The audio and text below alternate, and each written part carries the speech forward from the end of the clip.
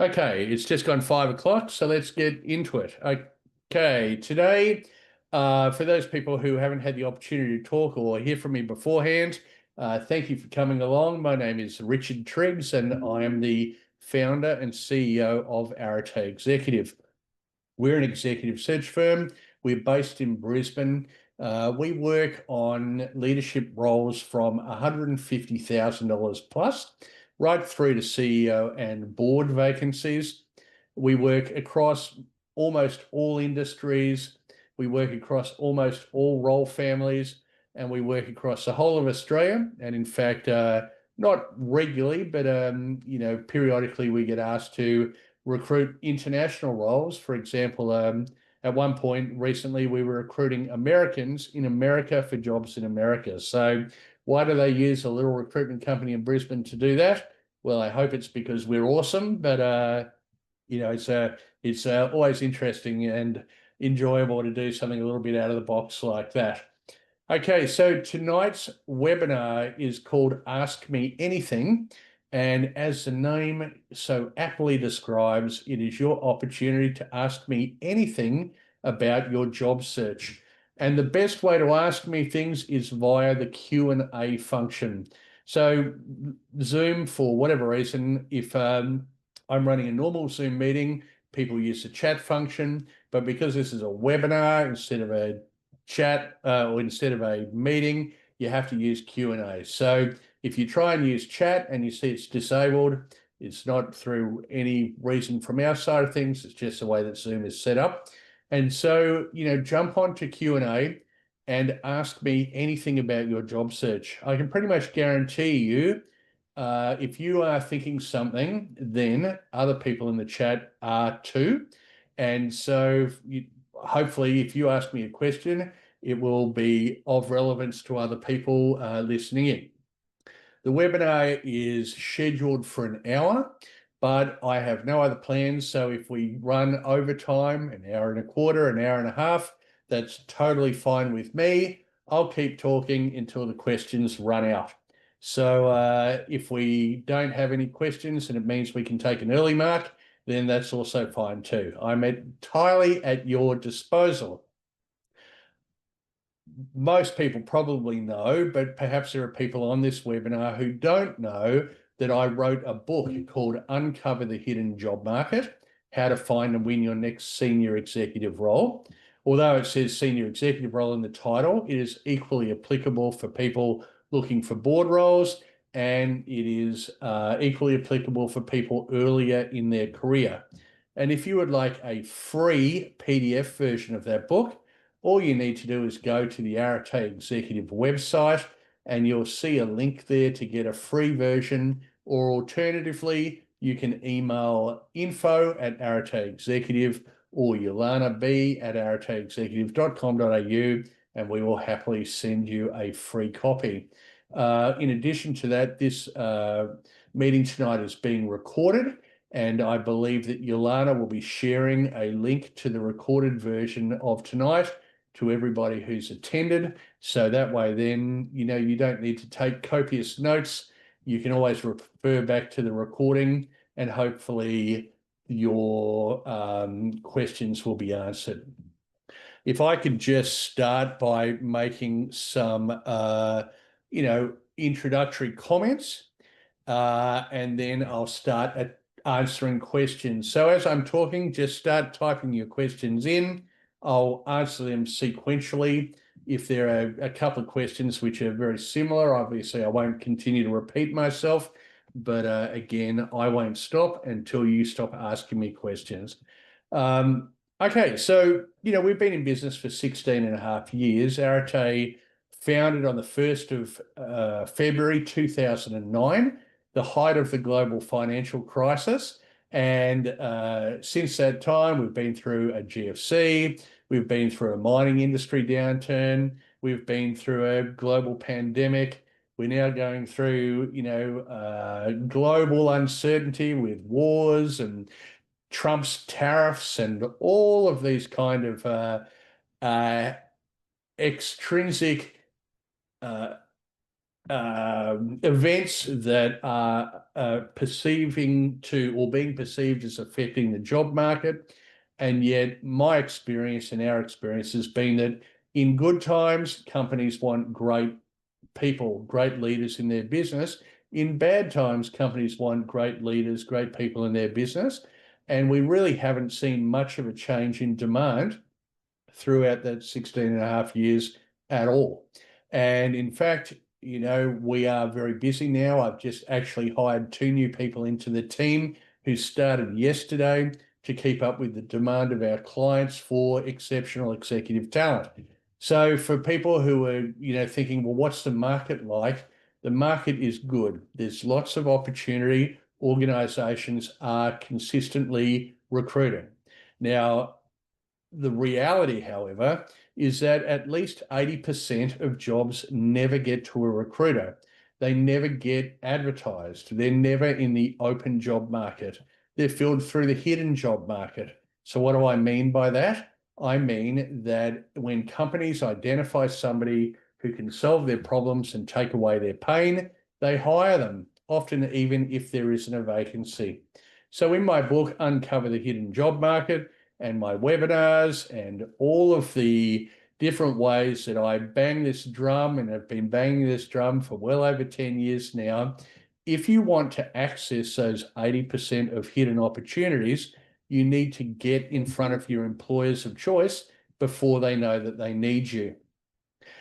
If a job gets to a recruiter or gets advertised, organizations have already typically exhausted who do they know who is available, who has the requisite skill set and is a good cultural fit for their business. So it's only really as a last resort often that they will go to a recruiter. At the end of the day, why would they want to pay for an expensive, time-consuming, protracted recruitment process when they can just hire somebody and get on with business? So the best way for you to access those opportunities is to get in front of them. And by understanding what are their existing challenges, problems, the pebble in their shoe, as I like to talk about. And if you can demonstrate that you can solve those problems through your key achievements and transferable skills, then you have a very strong likelihood of getting employed by them before they even go to the market, which is wonderful. And having now coached people through this process for well over 10 years, and when I say coached, I don't coach people for money, but I'm talking about what I'm doing now, my book, my webinars, my podcast, running these, Q&A sessions. People who apply consistently and proactively what I talk about in my book generally find new jobs very quickly, and they go on to have excellent careers. So without, doing a complete regurgitation of my book, again, if you want a free copy of the book and you haven't read it, just reach out to us. We'll happily send you a free copy. Excuse me, I just had to clear a frog in my throat. All right, so we have had a few people make some comments now. So our friend Mark in the UK, he said it's 8 o'clock in the morning. He's already been working for 2 hours. Well done, Mark. Well, hopefully this is a good little interlude from your working day to listen to me and have a chat about what's happening in your job search. As you can see, when I'm looking away from the screen, I'm just looking at the chat to see the questions. Okay, so first question from anonymous attendee. What are your tips for leveraging networks to find a new role? Okay, this is a very valid question, and I think is actually the title of this particular webinar, although again, I'm happy to talk about anything you want me to. What I talk about is identifying your employers of choice, identifying within those organizations who your role would most likely report through to, reaching out to them directly through a LinkedIn connection request, followed up by an email asking for a meeting. And I will come back to that shortly. But often when I'm talking to people, I'll say, well, how are you going in terms of doing that? They say, well, I'm talking to my networks. So my opinion of a network or a person in your network is somebody that you already know and you generally have a positive relationship with. They don't necessarily have to be your best buddy, but they know you and they are comfortable taking a phone call or having a conversation with you. Whilst I think that leveraging your networks is very important and it's definitely something you should do, it also has some limitations. So, for example, if I reach out to Sally, who's in my network, and I say, "Hey, Sally, I'm looking for a new job. If you hear of anything, let me know, or please keep me in mind." Sally, in the moment, will say, "Sure thing, Richard. I will definitely do that." And in the moment, she's been quite legitimate when she's saying that she will do that for me. But of course, it's not her job to find me a job. She's going to go out and get on with the rest of her life. And if I come to mind, excellent, but I certainly can't depend on that. So what I'm talking about is directly approaching your employers of choice.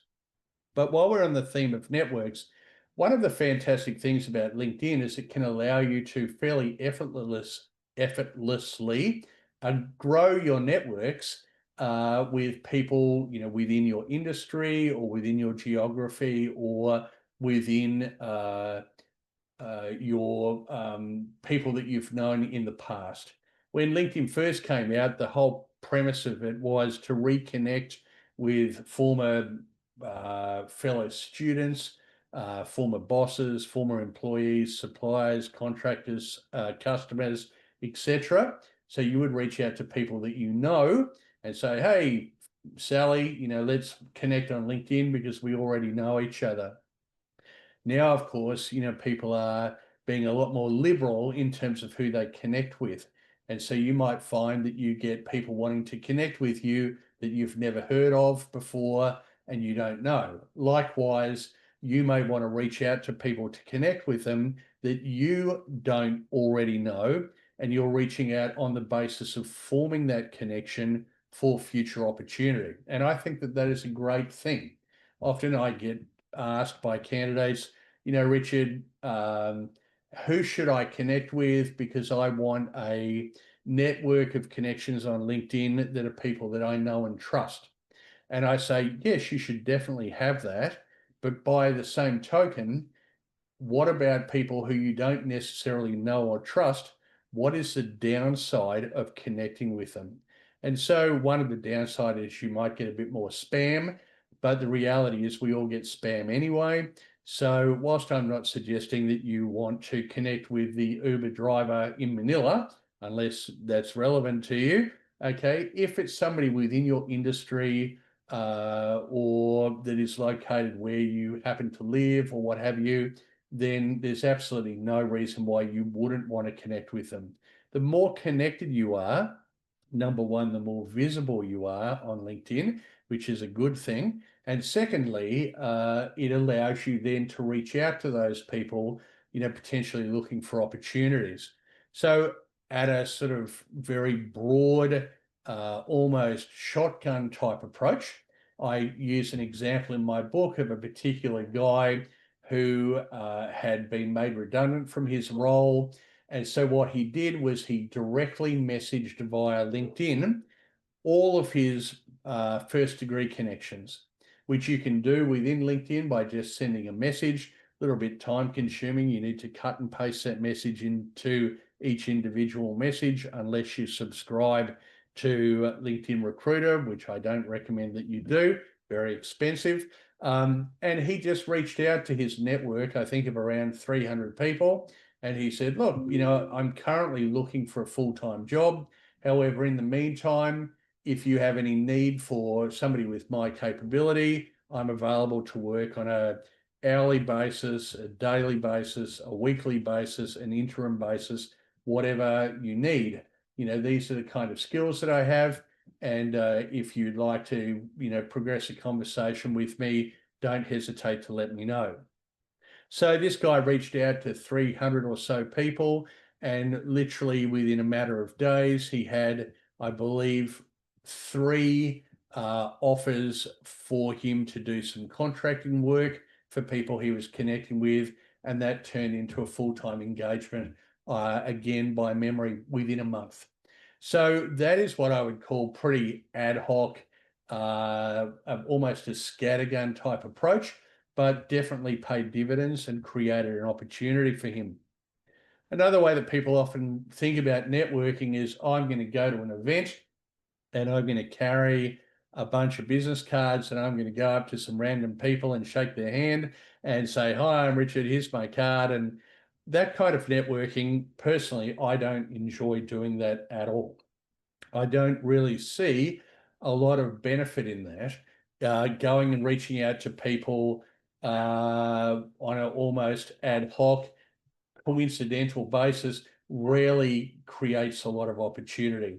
Unless, for example, you are a mining executive and you're going to a Queensland Resources Council mining event where there's going to be other mining executives who work in the mining industry. If you're just going to a event like a AICD event or some other kind of general business event, not really a big return on investment. While we're talking about that, if you're chasing board roles, people often say, oh, well, I'm going to the AICD events, but the reality is the kind of people that make decisions about you joining their board aren't at those events. Why don't they go? Because they don't want to be hassled by people looking for board roles. So if you're going there expecting to meet the chair of ASX top 50 companies, you might be a little underwhelmed and sadly disappointed. Anyway, so my view of intelligent networking that is going to get you far greater outcomes, is to be thinking about, what is my job of choice with employer of choice?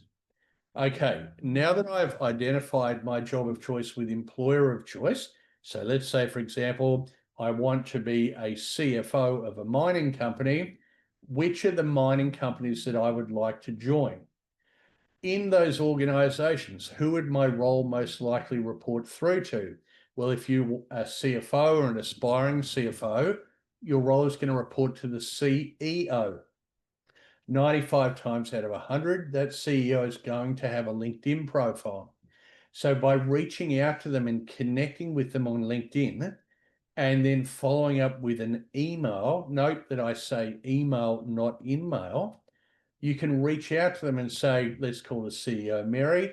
Hi, Mary. We haven't met before, but I'm hoping you can help me, please. I'm currently looking for a new opportunity and would really appreciate it if I could have 15 minutes of your time on Zoom or Teams to introduce myself. I'd love to get your advice about the market and where the right opportunities might be for me. Now, note that I haven't asked Mary, have you got a job? Because Mary can really only answer yes or no. She may direct me towards HR, and I don't at this point want to be talking to HR. So instead, I say, Mary, can you help me, please? Now, people love to help people. Mary, I'd love to get your advice. People love to offer advice. And at the end of the day, Mary, as the CEO, has got a responsibility to build a bench of talent. Now, she's not an idiot, right? So she's going to realize that part of your motivation for reaching out to her is that she could potentially want to employ you. But you don't lead with that. Instead, you're leading with, can I get your advice? Now, is that networking? Look, I believe that it is, because one of the things you want to talk to Mary about is who within her network might have an appetite for people like you. So rather than this kind of scattergun approach of going to events and sending out generic messages and so on, if you can very clearly identify who your employer of choice is and reach out to them directly, you are far more likely to get an opportunity to have a conversation with them. My advice to people, and we'll probably, I'm talking a fair bit here, some of this will come out in later questions, is that if you're actively looking for a new job, block an hour in your diary a day in that day, in that hour, identify 3 employers of choice. Identify who the key decision maker is, reach out to them with a connection request and send them an email. So 3 a day, 3 a day, 3 a day, 3 a day, 15 a week. That should result in you getting at least 2 to 3 meetings per week. At the end of the day, this is a numbers game. If you consistently and proactively have 2 to 3 meetings a week, within 12 weeks, I pretty much guarantee you that you will have a new job or you will be very close to securing a job. And really, once you've started this process, you are looking at maximum an hour a day. Probably far less than that, because you'll be confident at doing it. You'll have some templated messages and it will become second nature. It's just getting into that daily habit. Now, if you are currently unemployed, unable to pay your mortgage next month, then you might want to do 10 a day. On the other hand, if you're in a job, you're really enjoying it, there's no urgency for you to find a new role, you're kind of just dipping your toe in the water, you might reach out to 1 person a day or even 1 person a week. But the important thing is setting yourself a KPI and making sure you remain disciplined in doing that in order to build those networks, right?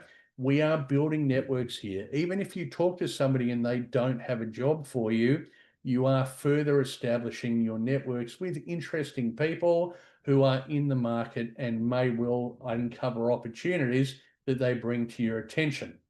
Okay, boy, that was a long little diatribe, wasn't it? Okay, so Michael, to open up a discussion, how do you see the current job market across industries and across levels at the moment? Michael, as I said at the beginning, we are feeling very good about the market, to the point where I've literally just hired 2 additional people to my team. There is a lot of recruitment activity going on, but that is always the case, right? If you were to look at Seek or LinkedIn job boards, you are only seeing less than 20% of the actual jobs. And you may think that there's not a lot of activity, but there is. It just isn't necessarily in those forums. So without understanding your specific role or specific industry, as a general comment, I would say the market is very positive. And certainly the people that, are reading and applying the things that they learn about in my book are finding new roles relatively quickly. Note that I'm not saying don't talk to recruiters or don't apply for jobs. You should still definitely do that. It's that you shouldn't only do that.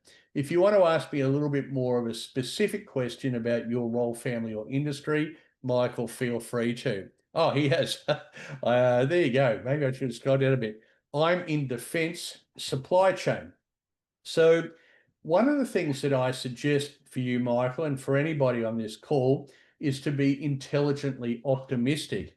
So if you're in a supply chain role in the defense industry, when somebody's looking for a new job, I talk about them looking in one of 4 quadrants. So quadrant number 1, same job, same industry. So I work in supply chain in the defense industry. I want another job in the supply chain area within the defense industry. Maybe, I'm sick of my boss, or I'm moving location, or I want career advancement that's not available for me where I am, but I want same job, same industry. Recruiters are good at putting people into same job, same industry. But if you're applying for jobs that are outside of that, it can be pretty hard to get a recruiter to pay you much consideration, because there will always be applicants who are same job, same industry. So the next one would be different job, same industry. So again, using Michael as the example, he might say, I love working in the defense industry, but I don't necessarily need to work in supply chain anymore. Maybe I want to move into sales. Maybe I want to move into broader operations. Maybe I want to work in the board space for defense companies. Maybe I want to consult into defense. So same industry, but different job. The next one is different industry or same job, different industry. So I work in supply chain, but I don't have to work in the defense industry. So what adjacent industries would my skill set transfer into? If I'm in supply chain in defense, maybe I can move into transport and logistics. Maybe I can move into manufacturing. Maybe I can move into uh, government-owned corporations. The good thing about being a supply chain specialist is you are a little bit industry agnostic. Same with CFO, HRD, CIO, etc. Your skill set is relatively transferable across industry. However, if somebody said to me, Richard, I'm an underground longwall coal mine site manager, I want to continue to earn at least $400,000, then I would say you're pretty limited. If you want to continue to earn that money, you can really only apply for other roles as an underground longwall coal mining manager or similar, because much harder to transfer that skill set to a different industry. And then, of course, the final quadrant, different job, different industry. So if I look at myself, for example, I worked in the building services industry, in sales, and in operations, and in general senior management. And then when I was in my early 30s, I went to see a recruiter, and they said, "Oh, have you ever thought about being a recruiter?" And before you know it, I was working in the recruiting industry. So for me, different job, different industry. And people move to any one of those four quadrants all the time. It's just that traditionally and typically recruiters are only paid to put square pegs in square holes. So coming back to Michael, what's the defense space like for supply chain roles at the moment? Well, I don't specialize in that area. So I would purely be making an assumption, but I would say more broadly in the supply chain space, lots and lots of opportunity. You just need to get out and directly approach your employers of choice. At the end of the day, these people want to hire you. They just can't hire you if they don't know who you are. All right. Paul, hi, Richard. Can you provide your thoughts on what to include in your LinkedIn profile? How much detail to include for your prior roles? Is it the same or less than your CV? Great question, Paul. Again, I talk about this a lot in my book, and so feel free to refer back to that. Your LinkedIn profile is what I call your zero moment of truth. Zero moment of truth is a marketing concept. It really refers to if, for example, I want to buy a new car. So I might decide I want to buy a new BMW. Before I go to the showroom and actually physically see and potentially test drive a car, I'll be looking at the BMW website. I'll be looking at reviews of the cars on YouTube. I'll be reading reviews on the internet. I might be talking to friends, about their experiences with BMWs, et cetera, et cetera. So the zero moment of truth is the moment that happens before the first moment of truth, when I actually physically see, touch, drive the car. Same thing with your LinkedIn profile. I don't know about you, but pretty much every single person I meet with now, before I meet with them, I look at their LinkedIn profile, whether that's a potential employee, a client, a supplier, a customer, etc. Even when I was single, I would look at, girls' LinkedIn profiles, right? We look at people's LinkedIn profiles. So you want your LinkedIn profile to sell you as well, if not better, than your CV. What do I see mostly when I look at people's LinkedIn profiles? Pretty much just a summary of their career history.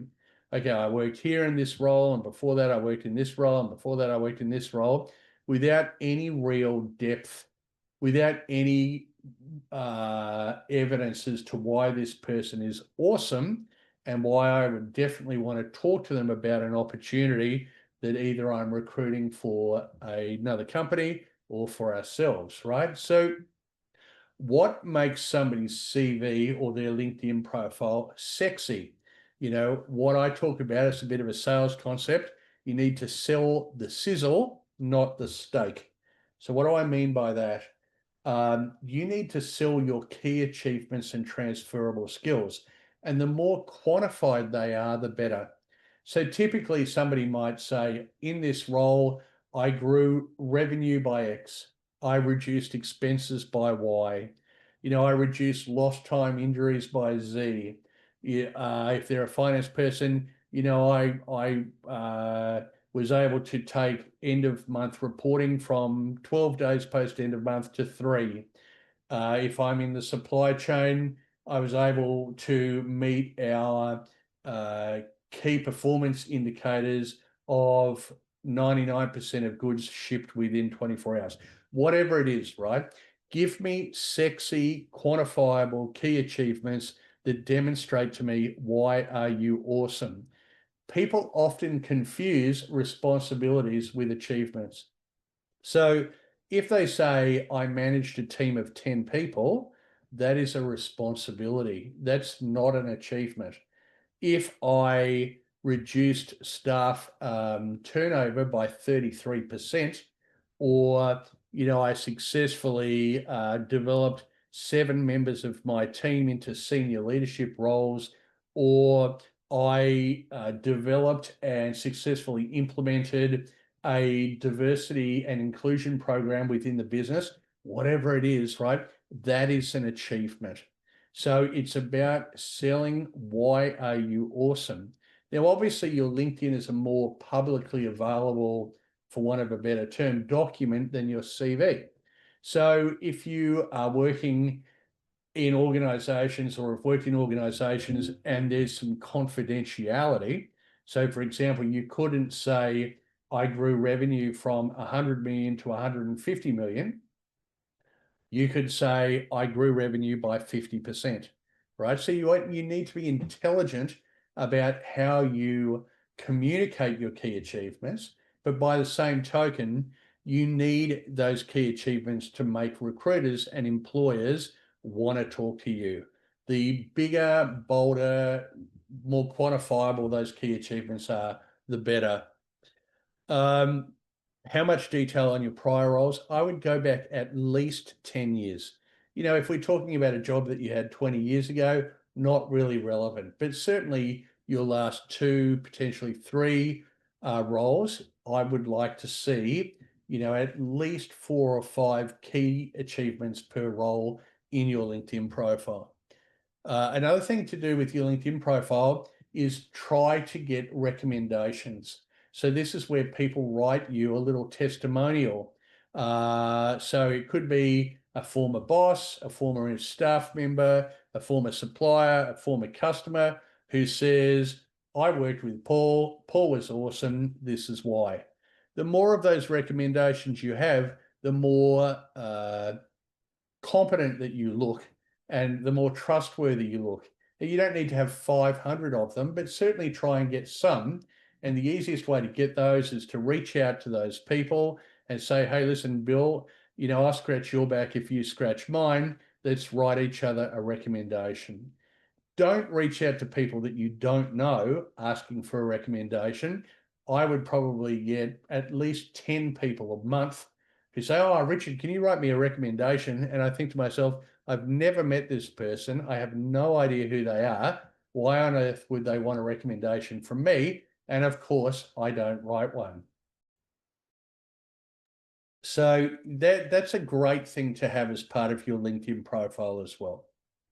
Again, a lot more detail about this in my book, and you'll be able to understand what I'm saying in more detail by reading that. Okay, anonymous attendee. Hello, I've been meeting 2 to 3 people for coffee catch-ups every week for the last 3 to 4 months. I feel I'm getting nowhere and leads are running cold and I'm very demotivated. How do I feel positive and keep going? I feel it's all a dead end. Nothing seems to progress. I can do repeat conversations, but don't want to sound like I'm hounding them. Okay, now I talk about this in my book. I can't remember. It's called The Dip, right? It can be very demoralizing. So the first thing to say, if you're having 2 to 3 meetings per week, and that's not resulting in progressing any conversations to jobs, then either you're meeting with the wrong people or you're not framing the meeting properly. But the first thing to say is congratulations. I mean, consistently having 2 to 3 meetings per week for 3 to 4 months is an excellent effort, right? And I would say 98% of people who read my book or listen to my podcast, watch these webinars and so on, don't do anything. So, Mr. or Mrs. Anonymous attendee, firstly, well done. But the question to ask yourself is, am I meeting people for the sake of having a meeting, or are these people who can actively either offer me a job or refer me to people who can? Often we meet with people that we know and trust and like because it's easy, right? Oh, I'll go and have a meeting with Bill because, we used to work together 17 years ago and Bill's a good bloke and, he's always good for a chat. Okay, that's excellent. Don't get me wrong. You want to continue to invest in those relationships. But if Bill doesn't have the capability to actually offer you a job, then really what's the point? So what I'd be interested to understand, the person who asked that question is, are those meetings with your employers of choice with the appropriate key decision makers within those companies? And if yes, then, how are you framing up the conversation? The way to frame up the conversation is once you start to build some rapport. So let's say, again, I'm talking to Mary, who's the CEO, and I say, Mary, if you don't mind me asking, what's the pebble in your shoe? What's keeping you awake at night? And Mary says, oh, Richard, one of the challenges we've got is we've got these major projects coming up and we're really having issues resourcing those projects from a human capital perspective. And then asking questions to drill down on the problem. Why do you think that is? Why are you having these challenges attracting these people? What have you tried? What's been working? What hasn't been working? And then, what is the impact on your business if you don't get this right?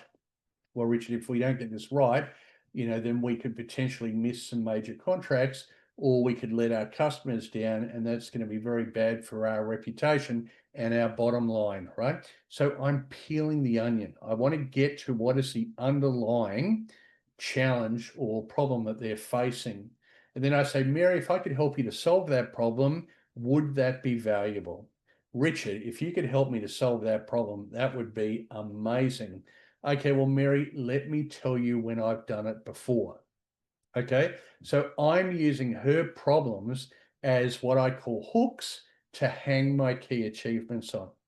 All right. Now, if Mary said to me, Richard, we've got this real issue with supply chain, it was heavily disrupted during COVID, and we haven't yet been able to re-establish an appropriate supply network in China, and I've got no relevant experience, then it's going to be pretty stupid for me to say, let me tell you when I've done it before, because I haven't done it before, right? But typically Mary, knowing who I am, is going to be talking to me about problems which are relevant to me. Whereas going back to the person, Mark, previously, who said I work in supply chain, she would probably say to Mark, these are supply chain issues we are facing, all right?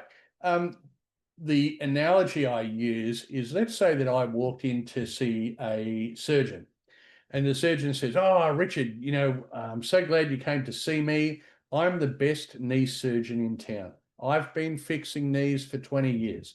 I do the Brisbane Broncos and the Queensland Reds, and, I am the best guy to fix your knee. And I say, yeah, but doc, I don't have a sore knee. I've actually got a sore elbow, right? A doctor wouldn't do that. A doctor, you'd walk in and they'd say, oh, Richard, what's the issue? Oh, doc, I've got this sore elbow. Well, what's wrong with it? Describe it to me. Describe the pain. Is it localized? Is it spread out? Is it a stabbing pain or a dull pain?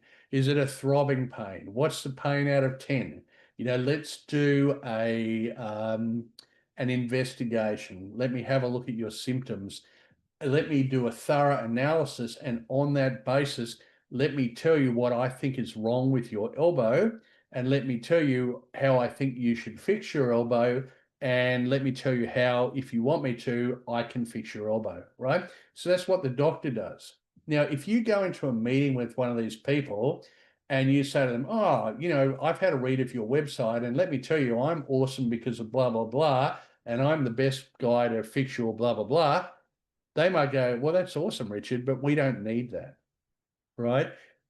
Too often we make an assumption about what a person needs rather than asking really good questions. So instead of going in and telling them what you think that they want to hear, is go in and ask them, oh, Mary, now that we've built some rapport, what's the pebble in your shoe? What's keeping you awake at night? And you'll be amazed at how forthright these people are. When they tell you what they need and you can demonstrate that you can fix that problem for you, you can fix that problem for them, that will often lead to them making an offer for you to join their business.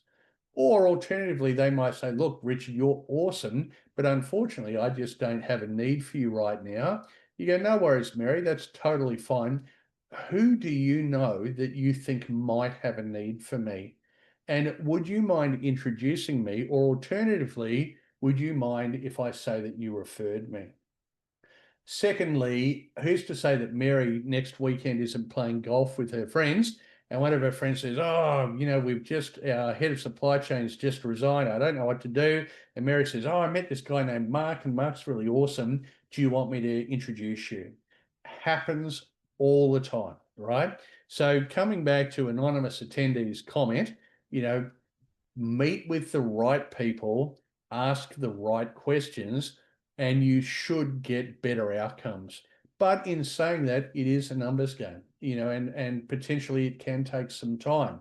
And so how do you remain motivated? By setting yourself little, KPIs, daily, weekly KPIs. In my book, I talked about it, when I was writing my book, I would say, okay, I need to write 1,000 words a day. But once I write 1,000 words, I'll reward myself by watching the next episode of a TV show that I really enjoyed on Netflix, for example.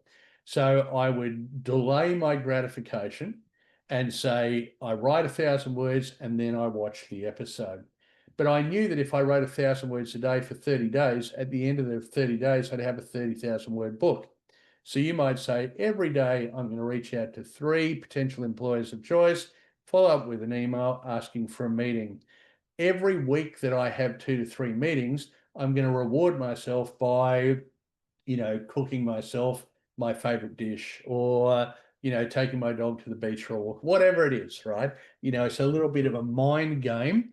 I think it was Seth Godin talking about the dip, and I referenced that, the dip in my enthusiasm. I referenced that in my book. Okay. The final comment there, is the market really that tight at senior levels in financial services? Once again, I don't specialize in financial services, but I would say at a general level, the market's not tight at all, right? The market is always looking for exceptional talent. But, who are you meeting with? Often you'll meet with recruiters and the recruiters will go, oh my God, the market's so tight. It's not that the market's tight, it's that the recruiters aren't getting the vacancies. And, that's for a whole heap of reasons that I won't, bore people with today, because I'll never shut up if I do that. All right, Sorry, I'm just going to have a quick sip. I'm a bit parched.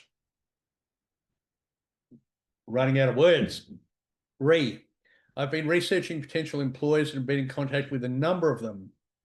However, there seems to be a distinct lack of correspondence, communication, and response, and also recruitment companies I've been in touch with. Okay, so when somebody says, I've been in contact with a number of them, my first question is, well, what's that mean? Is it 2, 20, 200, 2,000, right? What is a number? Often people will say to me, oh, Richard, I tried what you talked about in my book and it's just not working for me. I go, well, how many companies have you reached out to? They go, oh, maybe 6, right? This is a numbers game. So again, 3 a day, 15 a week. If you want greater engagement, up it, right? Secondly, I talk about, this concept in my book of 6 touches, right? Recognizing that you're reaching out to people, they don't know who you are, they don't know your background, they're busy, they've got other responsibilities. I talk in my book about I identify an employer of choice. I reach out to them and send them a LinkedIn connection request, touch number 1. I follow up with an email, touch number 2. Can I have a meeting? If I don't hear back from them, a week later, I follow up with another email. Hi, Bill, sent you an email a week ago, still really keen to meet with you. If I don't hear from you, I'll follow up with you again in a month, touch number 3, right? Now, in my first book, I said pick up the phone and ring them, but the reality is that most people are very apprehensive about phoning people. I definitely recommend it, but at the end of the day, if you don't want to do it, then you don't want to do it, right? So I've sent a LinkedIn connection request. I've sent one email. A week later, I followed up with another email. I still haven't heard back. So a month later, I go, hey, Bill, it's Richard again. I sent you an email a month ago. I'm still really keen to meet with you. Love to hear from you as to when we can have a meeting. Touch number 4. Let's say I still don't hear from Bill. A month later, I sent him another email. Hey, Bill, a month later, another email. By the time I've touched him, 6 times, he's probably thinking, oh my God, this bloody Richard Triggs, if I don't talk to him, he's never going to leave me alone. Okay, I'll have the meeting, right? Most people give up after the first attempt or the second attempt, right? That's why I've been very successful in sales, because I learnt at a very early stage in my professional career that most people give up. And the person who meets with you after you've reached out to them once probably meets with everybody after they've reached out to them once. And that isn't necessarily the person that you want to talk to, right? Because they're too available, right? The person who you have to touch base with 6 times, on the other hand, they're a pretty strong guardian of their time. They don't meet with people willy-nilly. So if you persevere and you can demonstrate that you are assertive without being aggressive, and you're consistent without being a pain in the butt, right, they will eventually meet with you. And at the end of the day, if they don't meet with you, that's their loss, right? You're an awesome candidate. You can deliver excellent value to your next employer of choice. And if these people are too dumb to see that, then that's their problem, right? Again, it's a numbers game. The more activity, the faster you'll get a result. And when we talk about recruiters, well, again, I could talk for hours about my industry. Recruiting is notorious for being unresponsive to candidates. Recruiters will often pay lip service to, today's candidate is tomorrow's client. And yet their behavior indicates anything but, right? That's why, I do this. That's why I wrote a book. That's why I do webinars. That's why I run networking events. In Brisbane, I run a monthly after work drinks event. I run a monthly lunch. I run a breakfast series for CEOs and board directors. I do a lot of this stuff. Why? Because I want to invest in you successfully getting a new job.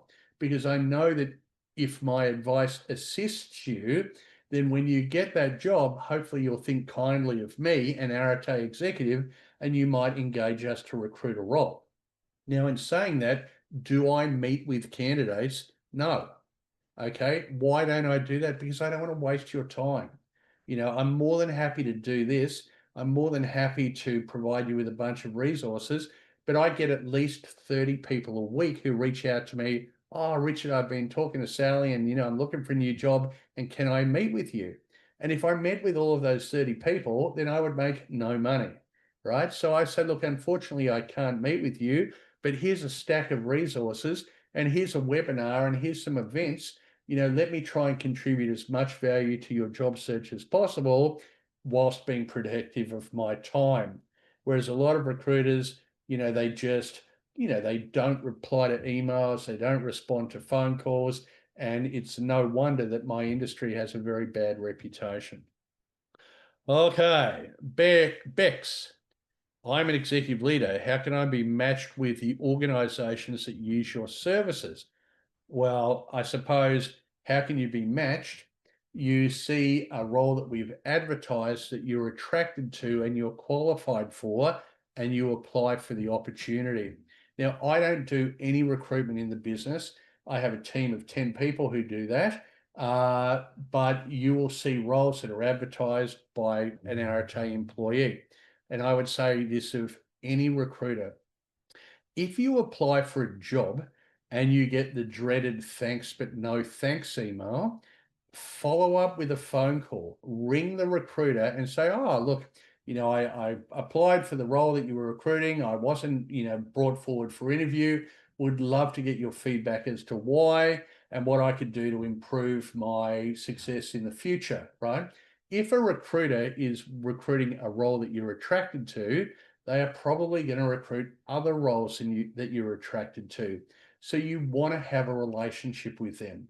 You want to be, somebody that they think about these opportunities proactively.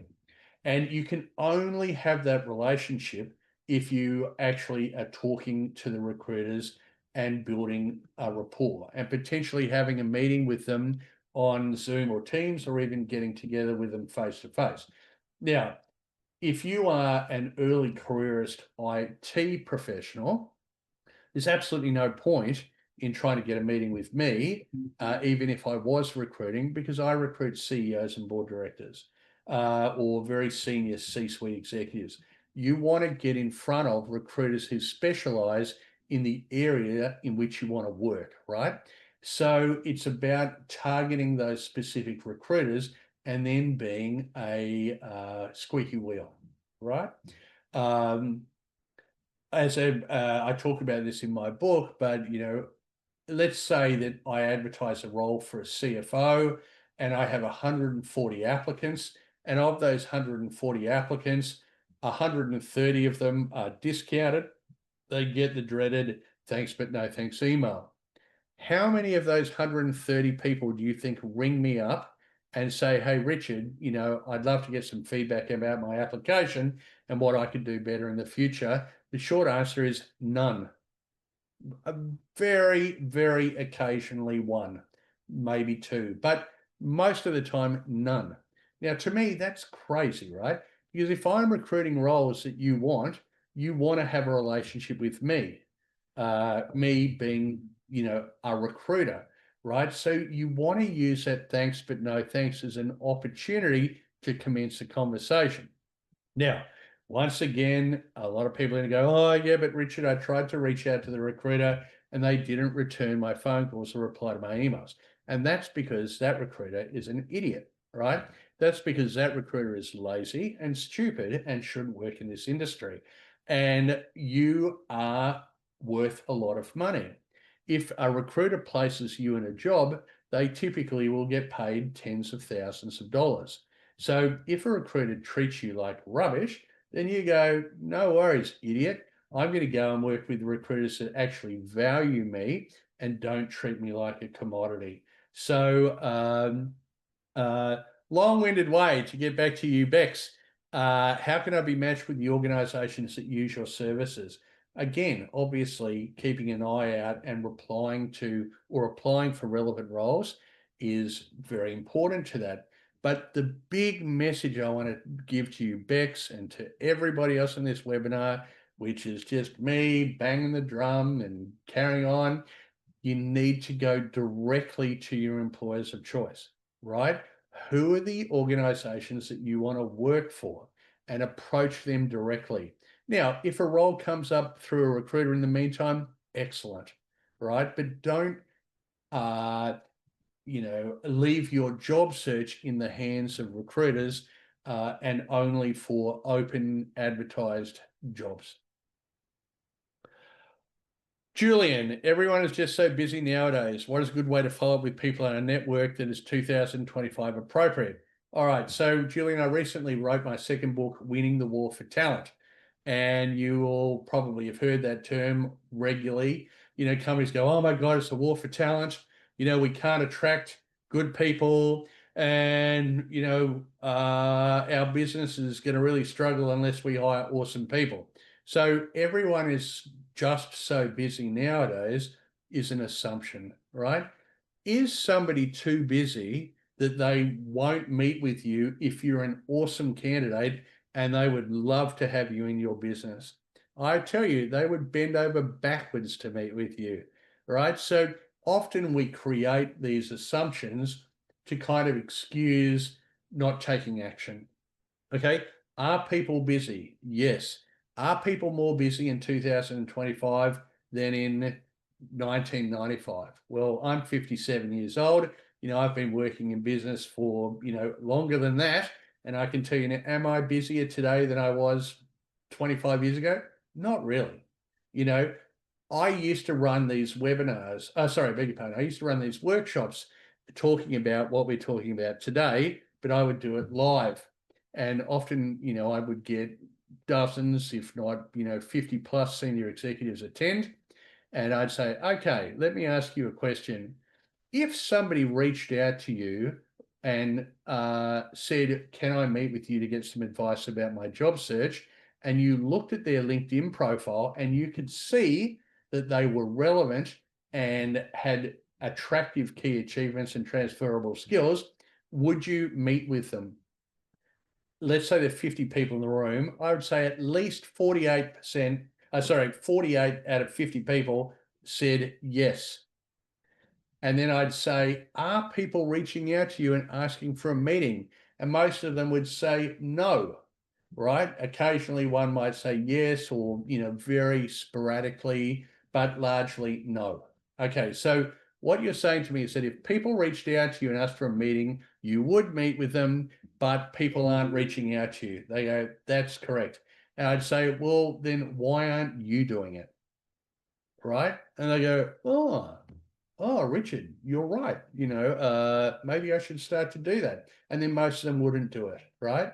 But those people who do it get excellent results. I run these breakfast series for CEOs and board directors, and I had a guy in one of my groups who was a CEO in the mining industry, and he was looking for a new gig, and I told him that he needed to reach out to his employers of choice, et cetera, just like I've been talking about today. And for weeks and weeks and months, he didn't take any action, didn't do anything because, these people are too busy. Why would they want to talk to me? And then eventually he drank the Kool-Aid. He put on his big boy's pants, as I like to say. And he came back to me the next week. He goes, Richard, I finally reached out to 5 chairs and 4 of them want to meet me. And I went, wow, imagine if you'd done that 4 months ago. So I know through direct evidence from people who have been following this process, it definitely works. But it is a numbers game. People are busy, but if you're awesome, they're never too busy that they can't meet with you because you are somebody who can solve their problems and take away their pain. Okay, I hope that that's motivational enough without me being too blunt. How much following up is edging into too much? Well, as I said, you send them a LinkedIn connection request.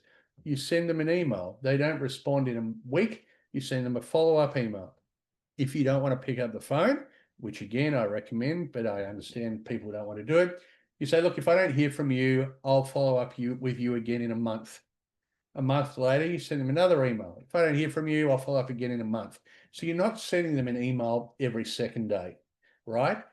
You are sending them an email, once a month, as you said that you would. And you don't stop until you've got a new job, right? Again, you're sending them an email, even if it pisses them off, and it shouldn't. What's the worst that's going to happen? They're going to either delete your email or they're going to tell you to get lost, right? Well, I mean, that just comes with the territory. This is a numbers game. But once you've met with them, then say to them, so again, let's use Sally. So Sally, now that you've met with me, without me being a pain in the butt, how often would you like me to follow up with you? Oh, Richard, I'm happy for you to give me a call once a quarter. Okay, excellent. 3 months later, I ring Sally. Especially if you're not in a massive urgency. You're not unemployed, you're either underemployed or you're just time for a new job, but there's no desperate rush. It might take you 3, 6 months to find the right opportunity, but in the meantime, you've met so many interesting people who can be, of value to you in your career beyond just giving you a job, right? So again, if you're having 2 to 3 meetings a week, and those people you're putting into a call cycle once a quarter, hi Mary, it's been 3 months since we last caught up. How's your world? Last time we spoke, you were having a challenge with XYZ. How's that going? Any movements in the business? Anything I can do to help you? It's just, at the end of the day, we're talking about sales. You are selling a product, and the product is yourself. Okay, Tim, networking about the timing. Sometimes it works, but not necessarily. Okay, it doesn't sound like that's a question. Networking is definitely about the timing. Sometimes it works and sometimes it doesn't work. That's why it's a numbers game and you need to be consistent. What is your view on positioning for roles from a mature age perspective? Excellent question, Tim. I talk to people all the time. Oh, Richard, I'm too old. One of the ones you've probably heard is I'm male, stale, and pale. I'm male, they want to hire women. I'm stale, I'm too old. I'm pale, I'm a whitey, and they want to hire for greater diversity. And whilst, there is definitely a desire for more diversity, which I think is an excellent thing, there are still plenty of male, stale, pale people, including myself, 57, who are getting excellent jobs. So interestingly, when I started in recruitment 20 plus years ago, and I was saying to employers, what's too old? They would say, oh, if somebody's over 50, they're probably too old, right? Now we're talking 20 years ago. One, different market, and two, I was probably recruiting more junior roles than I am now. Now, if I say to an employer, what's too young and what's too old, not that I'm allowed to ask those questions, but let's say, hypothetically I did, organizations might say, look, I think for somebody to have enough experience and credibility, they probably need to have been in their career for at least 10 years. So they probably need to be at least 35. They might say that. But on the other side of the coin, what's too old? I would say 9 times out of 10 now, an employer will say, Richard, as long as they still have plenty of petrol in the tank, as long as they're still keen to do good work and continue to learn, we don't care how old they are.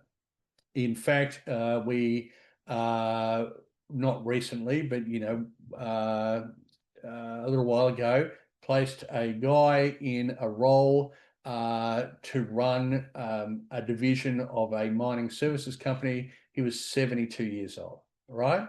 So obviously, if you're in your 70s, it's going to be more challenging.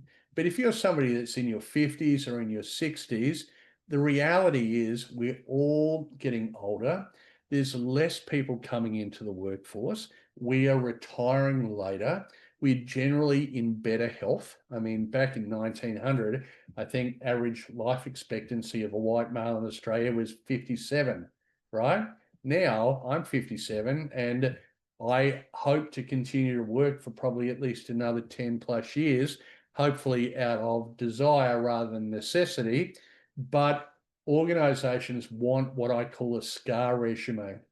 They want people who've seen the cycles of business, who have had some ups and downs. A lot of younger people coming into the market haven't had that experience. So again, I'm too old is really an assumption, and I would strongly caution you against having that view. If you're awesome and you're reaching out directly to your employers of choice, you should easily be able to still find good quality work, in the, for want of a better term, twilight of your career. Okay. read for the defence member. Reach out to ex-defence members like myself who can support and advise. Yeah, I think that's an excellent point. And there are some not-for-profit type organisations that are specifically set up to, excuse me, support ex-service people in getting opportunities out in the, civilian world. In saying that, it might be that the person, I think Mark, it might not be that he is an ex-service person, but he might work for a defence business like Boeing or Raytheon or something like that. So working in the defence industry could well mean that he's an ex-service person, in which case I agree with you, Reed, reach out, take advantage of those networks. But more broadly, working in the defence industry, again, reach out directly to your employers of choice. Okay, Elena. Hi, Richard. Could you please provide some advice? I see that we're over 6 o'clock. Gosh, I talk a lot.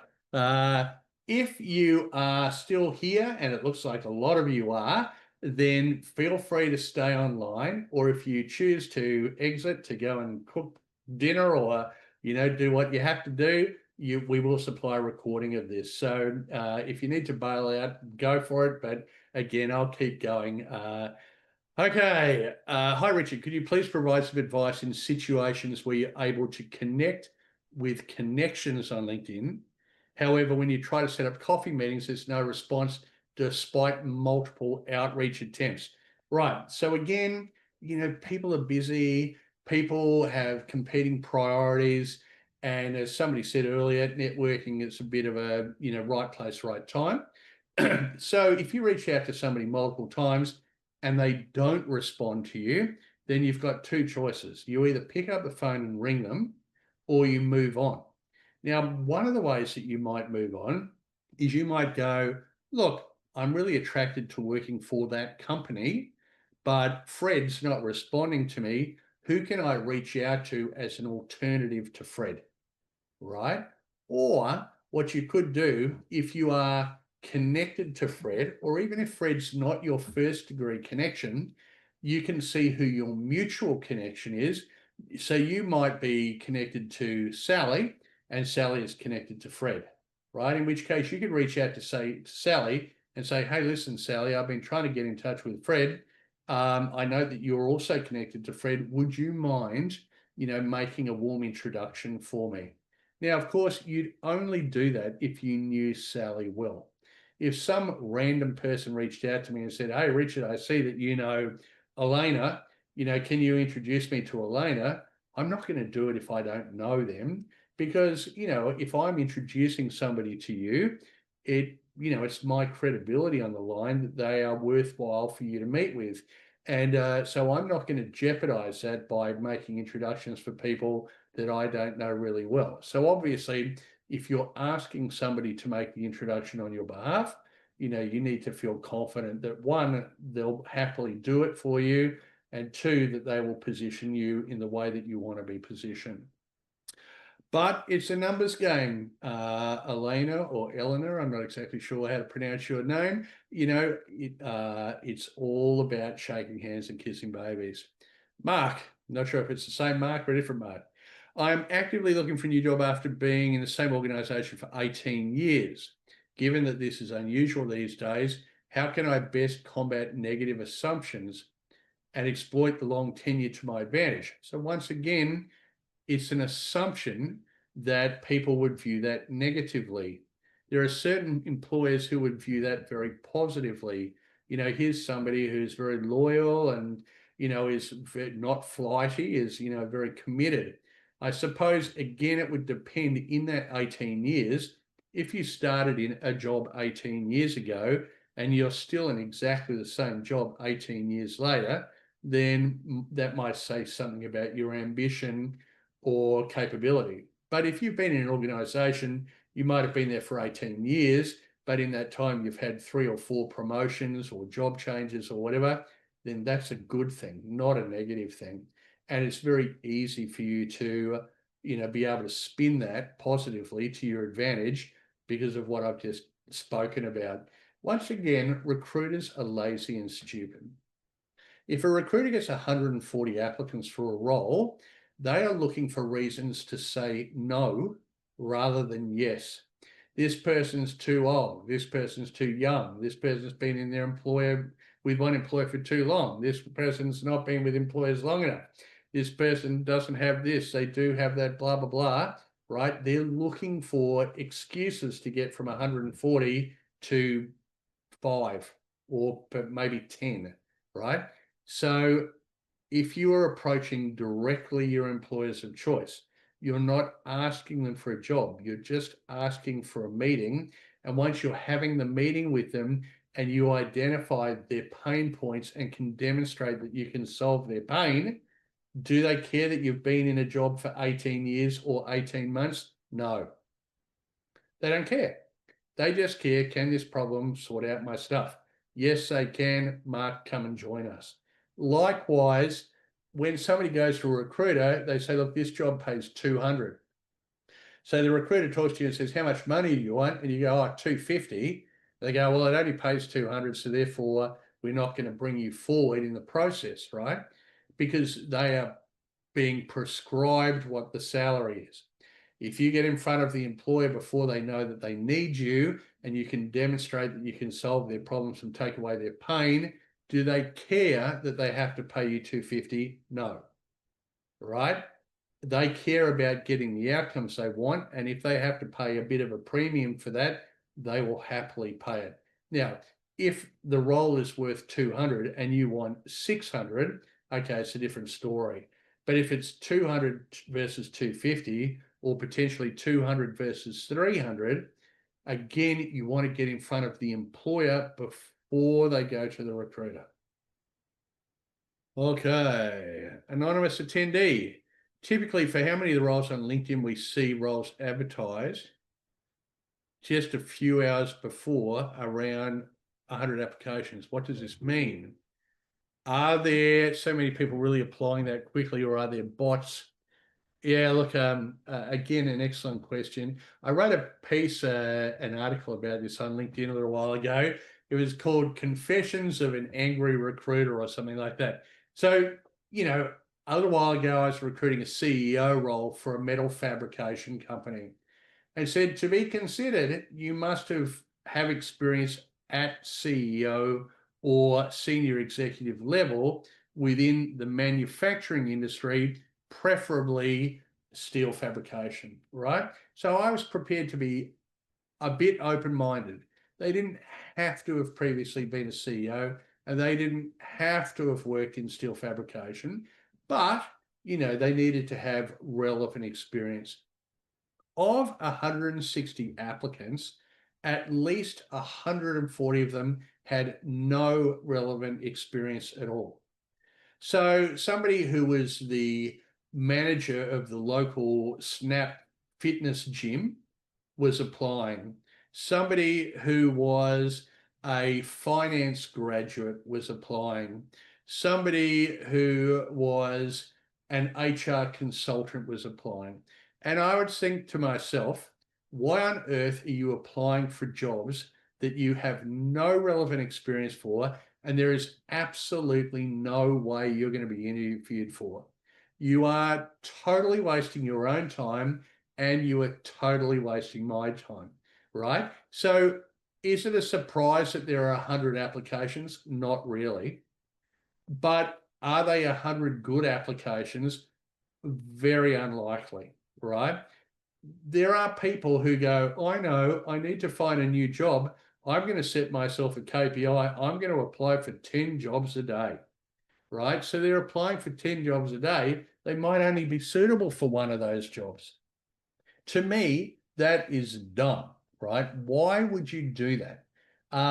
One of the things you need to consider is that if you're applying for jobs, you are recorded on the recruiter's database as having applied for that job.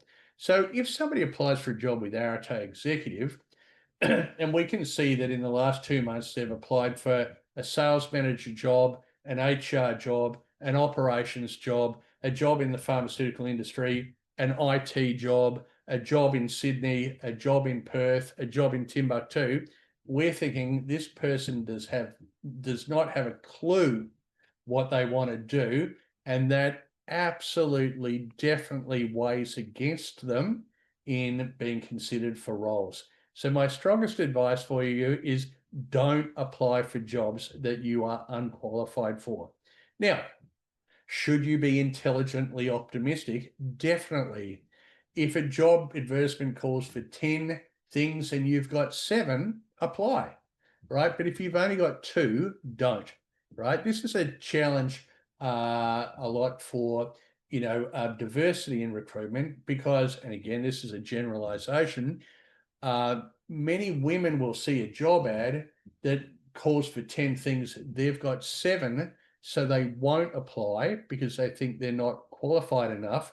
A man sees an ad, it calls for 10 things. He's got 2. He thinks he's the best candidate, right? So for women on this webinar, I would definitely encourage you to perhaps step a little bit out of your comfort zone. And, if a job is really appealing to you and you think you've got at least some of the criteria, definitely apply for it. Because, there may well be attributes that you bring that would compensate for that shortfall. But men and women, don't apply for jobs. If a job is calling for CEO of equivalent within manufacturing and you are a finance graduate that works as a personal fitness instructor, please don't waste my time. Now, are any of those bots? No. Okay. Could bots be applying for jobs? Maybe. I'm certainly not seeing it. I've not heard my team talking about it at all. It seems completely counterproductive. Could it possibly be happening? Well, I suppose so.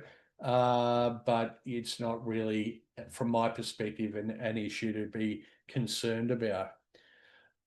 Tim, I'm a supply chain logistics guy. Board roles really nominate supply chain in their criteria. What is the best way to position board resume? I have had a board role which turned out to have many supply chain initiatives. Tim, that's excellent. Boards are very much now looking at skills matrix. They want, whereas in the past they typically go, we want a lawyer and we want an accountant and we want a few other people. Now they very much want a skills matrix. In saying that, whereas 80% of executive roles never get advertised, 95+% of board roles never get advertised. Boards recruit people that they know and trust. Why? Because it's pretty easy to put somebody on a board. It's pretty hard to get them off, right? So if you seriously want board roles, the absolute best thing that you can do is identify the boards you want to join, identify the chair, reach out, get in front of the chair before they know that they need you.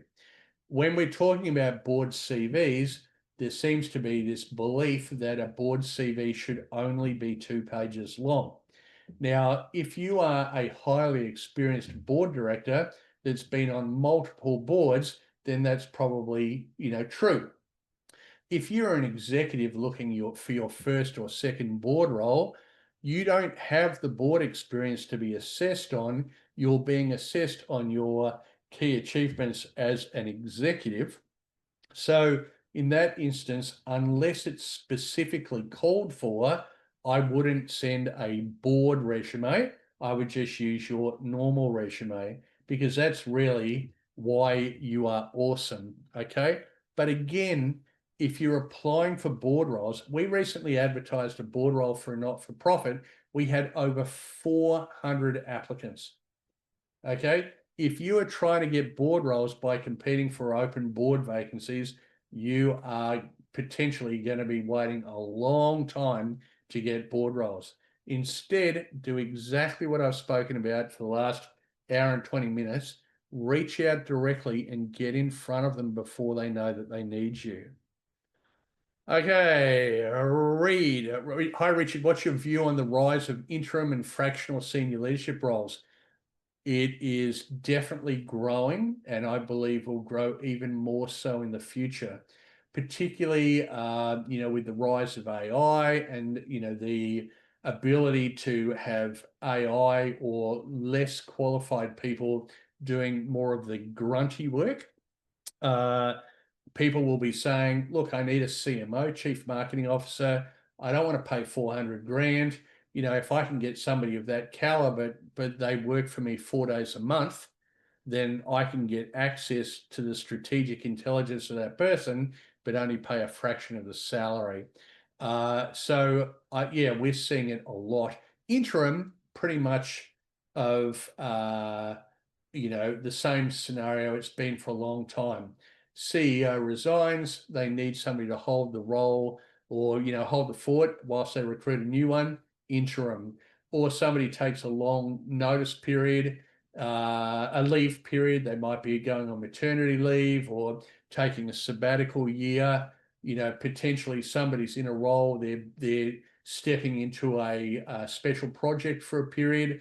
They need an interim. So interim is typically full-time, but fixed-term contract. Once again, get out there, talk to CEOs and board directors and let them know that you are open to those roles, and those will be created if you're appropriate. There are recruiters that do specialize in interim. There's a recruiter based in Sydney named Watermark. They have a bit of a reputation for doing interim roles. I definitely recommend, if you're serious about that, you want to reach out to Watermark. As for Arete executive, very, very rarely do we get asked to recruit an interim role. Very rarely.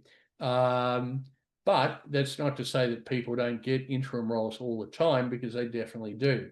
Fractional roles, CEO, CFO, CIO, CHRO, CMO, etc. It's becoming even more prevalent. And I think that if you're in the financial position, plus you like the flexibility of potentially working for 2 or 3 businesses rather than just one, fractional is a really good place to go and play, and lots of opportunity there. Hi, Richard. Do you have any tips on identifying job ads that are for roles that do not exist? Again, I think this is a bit of an old wives' tale. From our perspective, why on earth would we advertise a job that doesn't exist in order to get potentially 100+ applicants for a role? Why would I do it, right? Okay, so people go, well, you're just building a database of candidates. Well, am I really? Because all those people are already on LinkedIn, right? So what's the value in me doing that? None. Okay, so I can tell you right now, we never do that. In fact, when we headhunt, we will often say to the candidate, to prove that this is a legitimate role, here's a link that you can go and look at it on Seek, right? So we're using the ad to prove legitimacy rather than the other way around. Are there recruiters that potentially advertise roles that don't exist? There could be. Why would they bother doing that? I have no idea. I think it's dumb. But how can you work out if it's legitimate or not? I don't think you can, right? The only way you can is by talking to the recruiter, and it'll be pretty evident pretty quickly whether it's a legitimate role. From my perspective, we are a retained only search firm. Every single role we recruit, we are retained. In other words, a large percentage of our fee is paid up front, and we work on an exclusive basis, right? There are other recruiters that recruit contingently. So that's not to say that it's not a real job, but they might be trying to attract as many talented candidates as quickly as possible, chuck as much mud at the wall, as they say, and pray that something sticks. You might find there are recruiters who even put you forward for jobs without talking to you. That is illegal. It's against the Privacy Act, and those people are highly unethical, and you should never deal with those people. Okay, getting to 6:30, so I might just quickly have a sort of peruse. Okay, thanks, see you later. Thanks, see you later. Thanks, see you later. Okay, one of the persons, Keith, has said, how difficult is it to apply for government roles? Okay, it's not difficult to apply, and government will regularly recruit people in who come from a non-government background. People step into government, they step out of government. It happens a lot. One of the things to be really careful of, however, is this idea of reaching out to the employer. Some government recruitment will say if a candidate reaches out to the line manager during the recruitment process, they will be discounted. In other words, they will not be further considered. So be careful about that. In a for-profit or non-government role, I would say you, by all means, reach out to the employer during the recruitment process. In government, it's a bit tricky. You need to be a bit careful about that. Okay, Tim, thanks, Richard. Richard is saying, hi, Richard, is there any benefit of subscribing to LinkedIn Premium? No. Okay, LinkedIn Premium, you pay an amount of money. It gives you X number of in-mails per month.